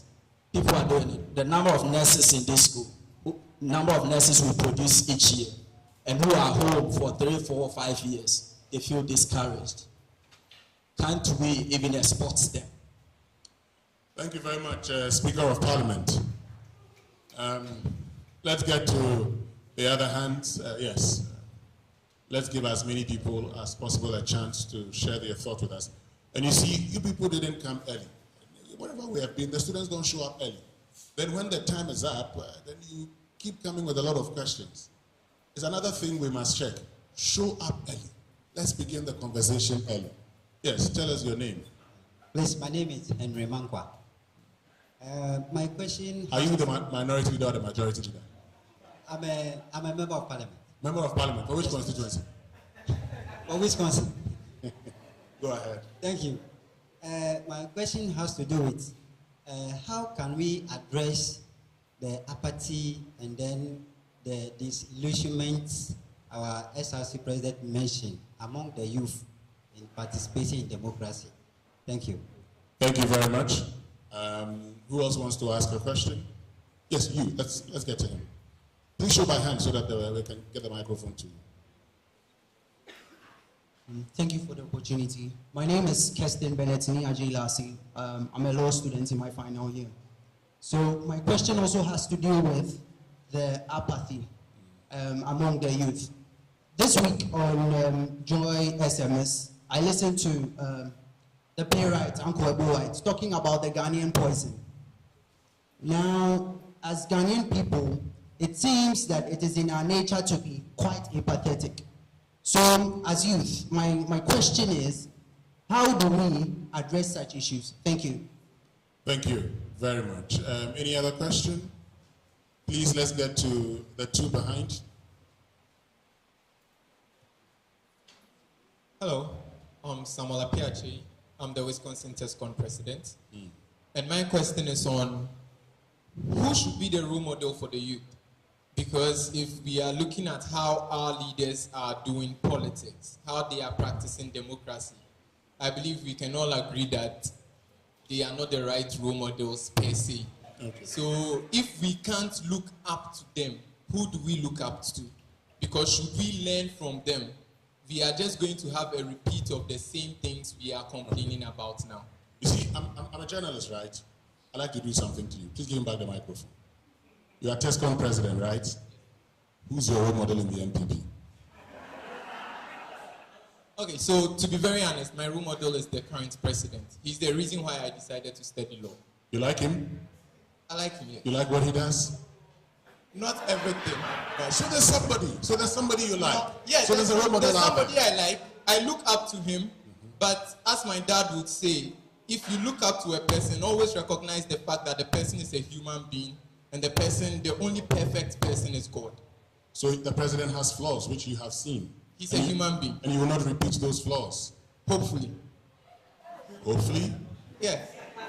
Now that you've seen the flaws? I can't see the future. Let's get to the next person. Thank you. I'm Jonathan Oscar Fifi, and I'm with the Communication School of Wisconsin. And my question happens to be about this issue of TESCON team on our various campuses. See, it has eaten into the fiber of student politics so much so well that even in SHS, you go and a group identify itself to be MPP student, NDC student. I hope not to see this in the junior high school, JHS. Okay. And my question is, if we should continue the same line, gone were the days they talk about, oh, nukes was so powerful, policies were initiated by nukes. Can we say same for our current generation? and the generation coming? If we can't, how do we correct this? Because it is a canker. I'll start off with you. Thank you very much, all of you, for asking those questions. It means that we're done with the questions. Let me hand over the microphone to you. I'd like to start off with you, Worship. The young man is asking, how do you correct that? Truth is that if you have a student union that has 2 presidents at a point in time, MOOCs managed to have 2 presidents at a time, your guess may be as good as mine. How do you correct that, he wants to know? I think I would want to start by responding to the question of the apathy, if you don't mind. Oh, you can start with that. Great. I hate to say this, but we are a young generation that is very scared. And apart from the fact that we are scared, we're also not interested in motivating the very few ones that are not scared. Look within your classes. If somebody is always challenging things and advocating for people, how do you guys call the person? I mean, I know what we call the person in my class. Either you call them a postkaya or you call them what? Something else. Now, if you are in an environment that naturally suppresses you and does not allow you to challenge elderly people in society, even if they're wrong, and even amongst yourselves, you still don't have the courage to allow people to challenge thoughts, how do you expect apathy to be solved? It's a question that all of us will need to ask ourselves. The solution is first self-reflection. Everybody must work on themselves. If we don't work on ourselves, we'll never have the room to allow others to explore beyond tradition. So that's the first thing I would say. The second thing is that find a purpose. Because if you don't know what you're fighting for, then you don't have a reason to fight. So if all of us do not have a collective goal that we are aligned on or we are aligned with, then there is no need for us to think that we can challenge something in the first place. Thirdly, always challenge philosophies. And I like what the president said, that if something worked years ago, it's not going to work today as well. We need to be able to allow invention, things to happen.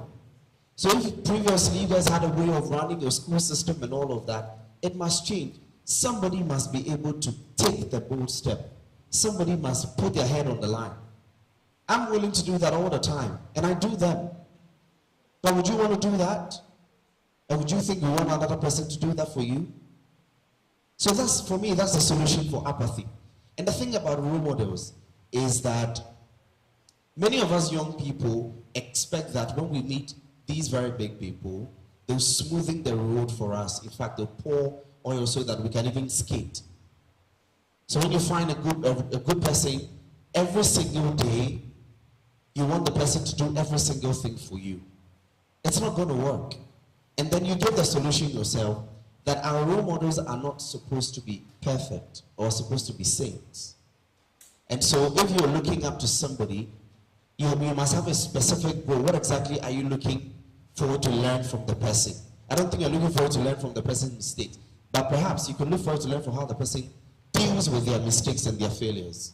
And that could be a very good step, very important. So if you cannot learn from their failures, obviously you can learn from how they deal with them and have a goal. I'll keep saying it. Know why you are learning from somebody. If you don't know why you are learning from somebody, then it's a big problem. And know how to engage a role model. Some of us, because we are hardened by life, when we meet a role model, the problem that our generations are facing, we package all of them and give it to our role model. The person won't respond to your text message again. Imagine that after here, you see Prof and say, Prof, please, I have a school fees issue. Do you think Prof would respond to your message again? But if you want to get closer to Prof, to get to build a relationship, it will come naturally. And Prof may want to extend a helping hand. So the desperation should also be managed a bit. The way we are so much interested in wanting to, be given the soft life, it is a big problem that we have to look at. And the thing with Tain and test score, I'm currently even suffering from it because I'm running for as the president at GIMPA.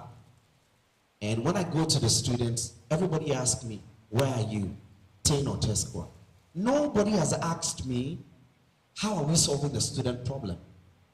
Everybody is asking, where do you belong? What has it got to do with the problems we're facing as students? The real problem with school fees registration has nothing to do with any of the political colors. So why are you asking that? It is deeply rooted in our veins that if somebody does not belong to where we belong, then the person is not fit for the job. So we need to examine what we call competence. And we need to examine what we identify as somebody being a part of us. I don't necessarily need to be in TANE or TESCON before I do the job. I need to understand the student problem to be able to deliver. So all of you, I'm saying it again, it's self-reflection. Look within yourself. Ask yourself questions. Challenge yourself. I am part. One time I also thought that somebody had to belong to my part, my section. Today I don't think about it anymore. So I'm not even faulting anybody. I'm only saying that let us look within ourselves. We are the problem that we are complaining about. Thank you. Thank you very much, Worship. Prof, there's a lot of questions about apathy. I mean, why is that the case? And if you can help them, identify role models in our politics. Thank you, Wisdom. I think the issue of apathy basically has to do with the fact that when the youth push harder and no positive results comes out, they get disillusioned. So, but it's more about quick dividends against sustained transformational change. When you want quick dividends and you push and it doesn't happen, then you just give up. The system is not friendly, it's hostile. Then if you want to make a change, and we should all see ourselves as change makers, it takes a lot of time, a lot of persistence. And that one creates sustainable benefit for all of us. So I think in a way, we should try to move a little bit away from quick dividends-driven strategies and desires and outcomes to looking at sustained long-term benefit. And that one, I tell you, it takes a lot of patience, it takes a lot of resistance, it takes a lot of resilience, it takes a lot of everything. If we don't look at what we're going to lose, they will not be motivated to make change. So we should all look at the status quo. How does it benefit us? And what do we lose from it? If you think you are losing a lot from it, or it's not favoring you, that is even the time you should make more effort to change it. So we should try as much as possible to be change makers. It's not easy. It's not an easy task. But civilizations were built out of those who had vision, long-term vision, struggle. They were imprisoned, they were tortured, they were beaten. Some of them, their family members were killed, but they still persisted to be able to make the change and the freedom we are all enjoying. So it's not easy. When we want quick, we may get the quick, but the system will not change. It doesn't have to be quick dividends for our personal gains, but sustained collective effort to create an enabling environment, I like that person, for all of us to benefit. The issue, so we should see ourselves as change makers, not just short-term change, but long-term change. It's just like when you come to university, level 100. Why are you in level 100? Because you think that in the next 4 years, when you finish your bachelor's, or in the next 5 or 6 years, when you finish your master's, or in the next 8 or 9 years, when you finish your PhD, you're going to teach or you're going to look. So you are looking at the long-term benefit. That's motivating you. Your teachers will insult you. You come here sometimes, there's no water for you to drink, there's no food for you to eat. But you say you drop out. You still persist because you are looking at the long-term benefit. And that's how change makers work. We have to work towards the future in a very selfless manner. If we look for the quick dividend, you get the money. They'll give you money. They'll give you everything. But what will happen to those who come after you? So that's how we have to look at it. I am honestly not happy about monetization in our politics. It discourages very competent, experienced people who could have contributed meaningfully to our political discourse to stay away. Because people believe that the best way you can influence and change people and get them to vote for you is through spending money. And we have demonstrated over the years. People doesn't bother so much about the ideas and the experience and your qualification. They cherish so much about what you're going to give them instantly, and then they profit from it. But I don't also blame the voter population so much, because sometimes they look at the kind of exorbitant lifestyle some of our politicians are living. So you knew him maybe at university, you were amazed, and you were all struggling. He was even coming to you with Gary without sugar, and you were giving him sugar. Then all of a sudden, he lives in the best of mansions, he drives the best of cars, and then you also say, okay, if I don't get it, when you come to look for my vote, I also have to chop some of the money. So people make those instantaneous demands. So I think it has to take both widows who vote to let them know that you cannot just buy my conscience and my cherished decision-making process with money. When we begin to punish them in that way, maybe it may change, but it is a very serious threat to our democratic dispensation if you are not able to fight it. Now, in Tesco, it's a good breeding ground for future politicians. If you look at most of our politicians who are out there, they started with student leadership. And those kind of associations engender political debate and participation. But my concern is the fact that it has completely crippled, how do you call it, the student organizations, the NUCs, and then all the other very prominent institutions and student bodies that in the past, in the past government feared students because we had a very unified response to policies, and we could fight government and we could champion our interests. Now we are divided.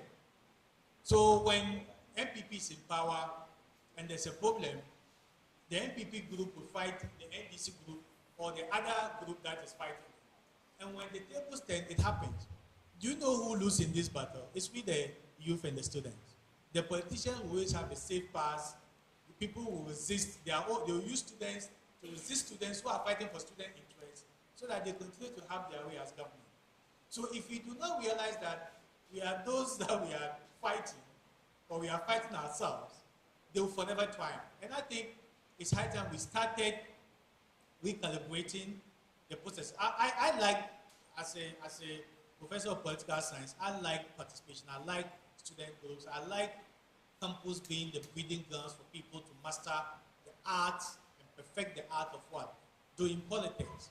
But we always have to look at some of the challenges that comes with it. And if we can still do the partisan politics and still look at the collective interests of student body, we will be more better than the way we are now. And I don't have a solution for it, but I think we should look at our welfare and see that what we are doing, is it helping us or it's not helping us? If it's not helping us and we feel it's okay, then so be it. I don't know solution that I can provide, honestly. Thank you. Finally, Mavis. You have said it all. One thing that saddens my heart is the unnecessary divisions we have accepted onto ourselves. When I spoke the first time, I made mention the fact that we as a people, Ghanaians, adopted for us constitutional democracy, which is the constitution. Is that not the case? It wasn't about any political party, left or right. It's for Ghanaians. Same also when we talk about youth participation in democracy. It's not about some people wearing some political colors. It is for you and I. You don't need to belong to a party in order to participate in any what? Democracy. The only qualification here is to be what? A Ghanaian. If you're a Ghanaian, certainly it will come naturally for you always to place Ghana what? First, before any other things. That is why I'm saying that we all need education. We have institutions of state which have been charged with the responsibility to educate us on some of these basic things which are even contained in the preamble and the Constitution of Ghana. Most of us are not aware. As a people of this country, we wield so much power, but because we do not know, sometimes we give up and allow the few who call themselves the government of the day to lord it over us when we are supposed to be holding them accountable. I really appreciate the work that has been done today by CDS Africa to bring all of us together to learn about some of these things. It's not about NDC, it's not about MPP, it's not about TESCON or any other body. It is about Ghana. It is about Ghana, it is about Ghanaians participating in the democracy that we adopted for ourselves, which will create equal opportunity for us and even for posterity. If things are going wrong, let's not throw our hands in despair and say that, as for this government of the day, by their behavior, by the way they do things, there is no hope for the future. We have hope for the future. If we know who we are in the eyes of the law, we can all rise up to the occasion and demand accountability. When even the voice of the people speaks for a change and the system corrupts, changes our will, we can stand up to them. And at the end of the day, we will see the change we all want. So that's the little I would say. Thank you very, very much. We can definitely do better.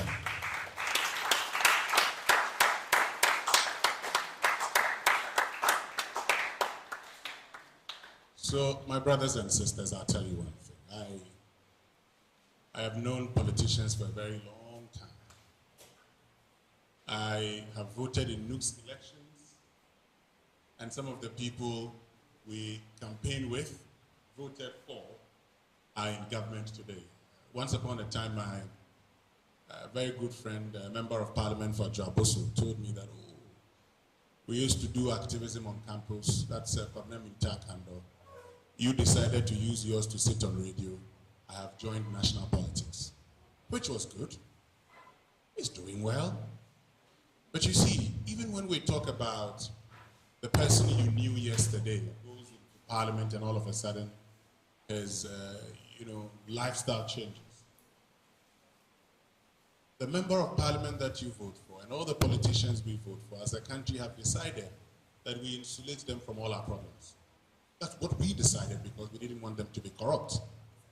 So somebody goes to parliament today. The first thing that is done to him is to be giving rent allowance. The last time I checked, about 6 years ago, more than 10 years, his rent allowance was 50,000 for 2 years. So that person may actually have a house. It doesn't matter. We pay that money to him. Then, on top of that, we'll come and talk about all the other things that he gets. But that's because, as a people, we took a decision to do that. Now, let me move on to the point that you made, that if you go and contest elections, you lose. Look, you as young people can actually decide that you will support a candidate to contest elections. But mind you, participation is not only about standing elections. You can actually form a group today, tour all the university campuses, and get a youth manifesto, and tell every political party. So that's when you would have TESCON and TAPE coming together. Not a divisive thing that we see. Saying that if you want our votes, this is what you have to do. And we are prepared to support any candidate that puts this in his manifesto. I tell you what, all the political parties will begin engaging you. At that point in time, you say, we are waiting on the best political party to implement this. And so you allow your members to take a decision on whom they will vote for. When any political party wins and refuses to implement that, it then becomes your responsibility to criticize the same group of people that you sat down with and had discussions with them. I do not see why it should be a difficult thing. Yes, today, democracy has become very expensive and down. But as a way of correcting it, young people can decide to sponsor a candidate that they will campaign for and vote for. He may not win, but he will send a signal. The next time, being mindful of the fact that you want to send a signal. If you find yourself in better places, you help that candidate to be able to campaign, not paying or bribing, but to be able to campaign so well and win elections. Because if we all sit back and say, it is money, so I am sitting back, we would allow the same people who steal from the state to continue in power and then would come back and complain. Enough of the complaints. The time to act is now. Thank you very much. But before we wrap it all up, I need to invite the Director of Research and Policy of CDS Africa, Dr. Abena Boateng. She'll give us some few remarks and then end with a vote of thanks. Let's welcome her with a round of applause.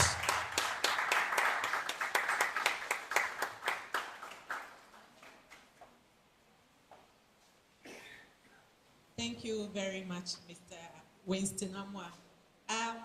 The way you were going, I was just nodding and I was thinking, oh, you're giving a very good closing remarks. So perhaps I'll just take everything he has said and say, he's giving us a lot of food for thoughts, right? Let us go out and think about how we can all come together as young people and change the narrative in the country. You want to become an MP at age 25. It's doable, but you don't have the money. The change starts now. If we all decide that we are not, for the next election, we are not going to take money. We are not going to take any goodies. When they come, we say, no, take your money, but tell us what you have for us as young people. That will change the narrative so that in the next 4 years, when any politician is coming, they know that it's not money that will take them into wherever they want to go, but it's about the policies. And you being students that you also have all the fresh ideas, you will then be able to move forward with your policies. And by so doing, you will be able to get into parliament. Listening to the questions that came and the answers that were also given, I am fully reassured that this program that we've organized is a call in the right direction because it has started the conversation for all of us to now know where we can start from to participate in the democratic processes of our beloved country. If you do not know where to start from, I will urge you, go to NCC, the National Commission for Civic Education, and ask them, I want to help. I want to do something for Ghana. There, it is non-partisan. So they'll give you work to do. And that will be a starting point for you. Even if you are not paid, it is work that you can put on your CV that when you are looking for a job and they are asking for a certain number of years of experience, you will be able to give that as work experience, and that will help you. So, fellow, because I think I'm so young. So, fellow young people, let's come together. Let's shed the political palace and work as young people who have one agenda. That is the future of our country, the future we want to see, the future we want to live. Let's start putting in the building blocks now, so that when we get there, we would be proud of ourselves that we all worked together to get the democracy entrenched in our country, Ghana. With that said, I want to take this opportunity to thank Professor Obin Mriku, President of Wisconsin International University College, and the management of the university that have supported us right from the beginning up to this point. And they also graced us with their presence and also gave us solidarity messages. We thank you so much. We are very grateful. We want to thank all the speakers, Hakim, Akosia, and everybody that was here. But a special thank you also goes to Professor Alidu. We are doing this with you, and we are grateful for the support that you've been giving us. Madam Mavis, I felt the passion with which you were talking, and I can only say thank you so much. I think you resonated with a lot of us, and we are grateful. Joshua Worship Reform, you and I, we have beef that we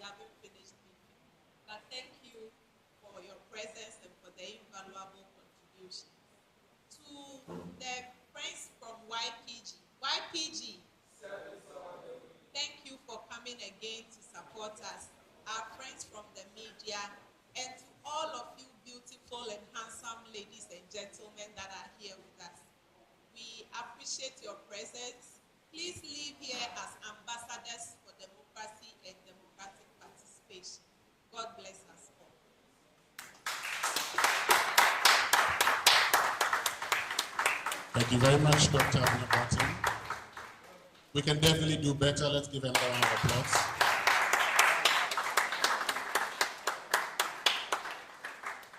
Yes, but before you go, please follow CDS Africa on social media. The handle CDS Africa, and you can see the QR code on the screen. Scan it and evaluate the program. That is very, very important. Please don't leave without scanning the QR code that you can see on the screen, and then you evaluate the forum. On that note, thank you very much. My name is Winston Amwa. On a very good day, Monday to Friday, 5:50 to 10 a.m., you'll hear me on the Super Morning Show on Joy 99.7 FM. You have a lovely weekend, and catch you on radio. Bye.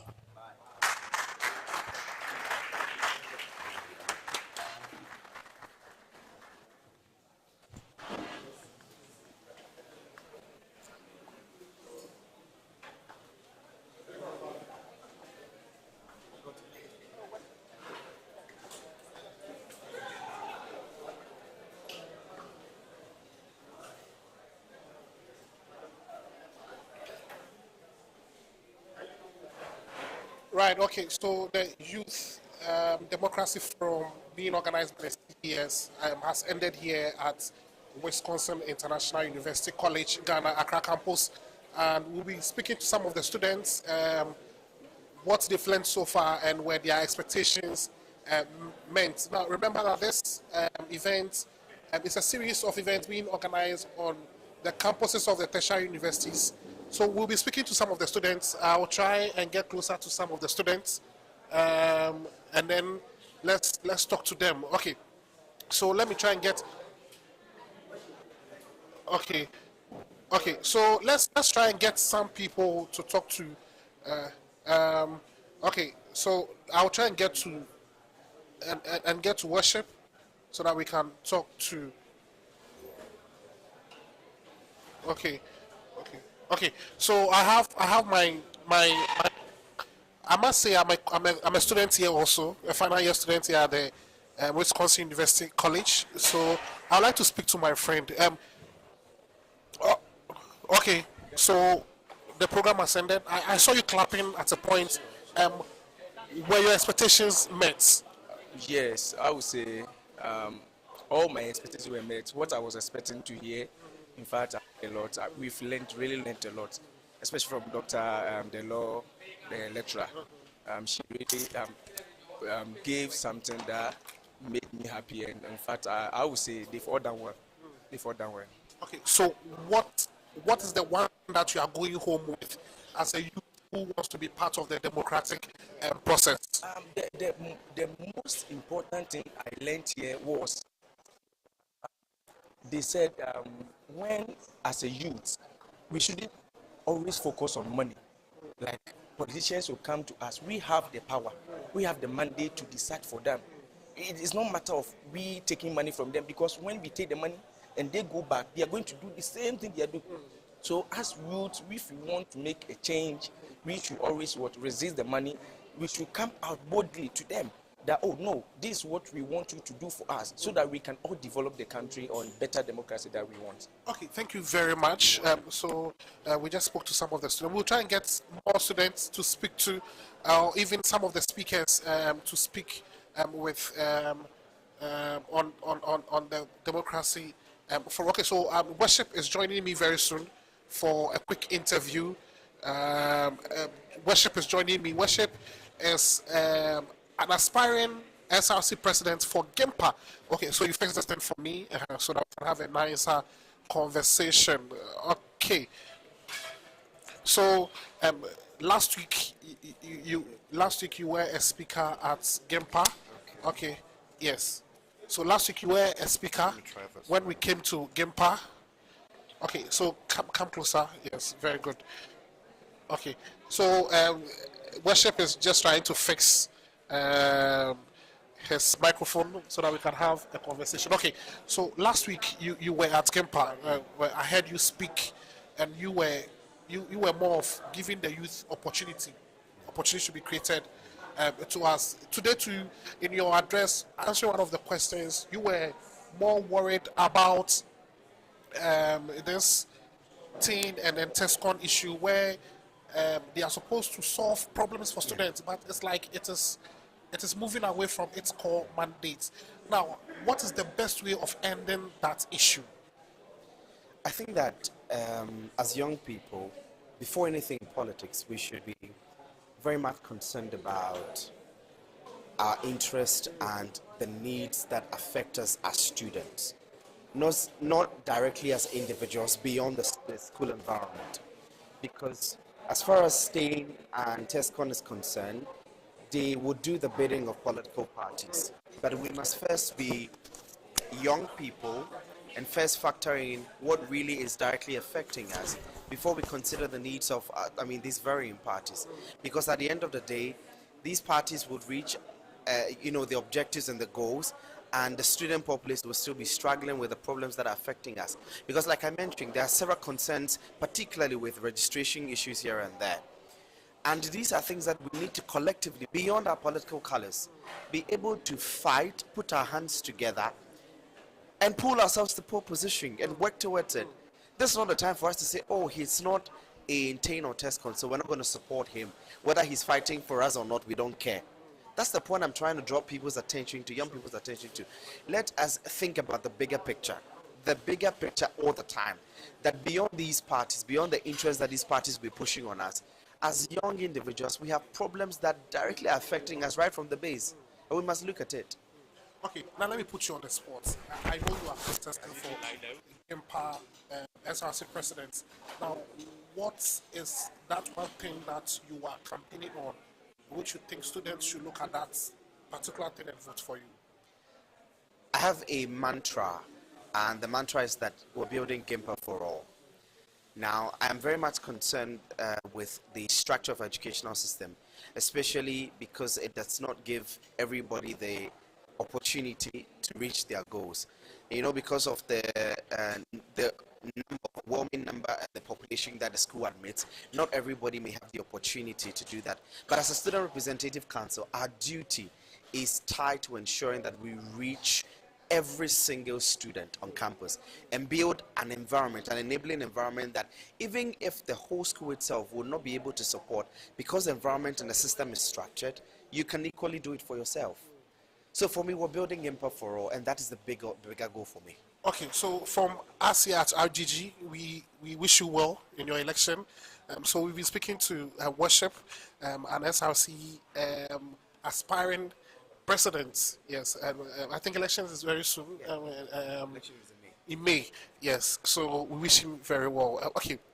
So this has been a live production of the CDS Africa Youth Democracy Forum, which was held here at Wisconsin International University College, Accra.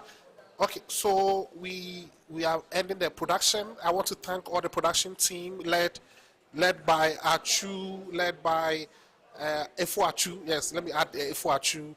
David was behind the camera. I was also behind the camera today. I was still photographer, director of photography. Andrews, the birthday boy who is celebrating his birthday today, and then Caleb, and then Rebecca, and everyone who supported this production. This has been a live production from the campus of Wisconsin International University College. We'll come again to your homes with another edition of Youth Democracy Forum. Remember to follow us on all our social media handles at RGG News. RGG News, your views, your platform.